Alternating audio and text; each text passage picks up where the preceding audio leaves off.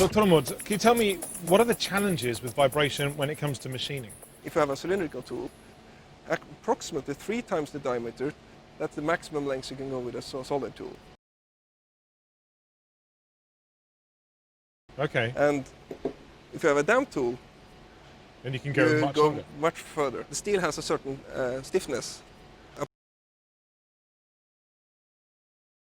Approximately 10 times the diameter, steel has the end.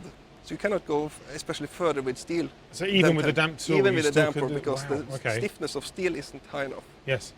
And then you have to go with carbides, or you have to reinforce it to get it stiffer. Wow, so the carbide is actually the same material that you'd be making the cutting tip out of? Cutting tip, yes. So how on earth do you machine that? That is a big challenge, because it's a really hard material and Yeah. can only be grinded with something harder, Yeah. and that is diamond. Yeah.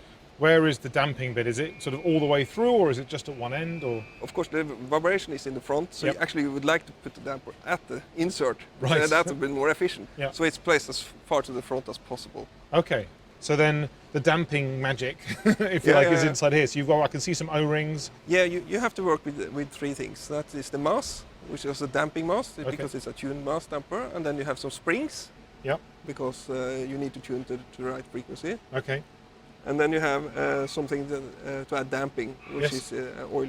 And oil, actually, catalyst, so it's yeah. very much like a car suspension, where you would have your spring, obviously, to keep your wheel going up and down, Yes. whatever, but then also you'd have the oil in the damper itself to absorb that vibration. Silent Tools uses a damping technique known as tuned mass damping, where a relatively light counterweight inside the tool absorbs kinetic energy of vibrations and uses a compensating frequency to eliminate them mechanically, rather than converting them into noise and heat. Hence the name Silent Tools.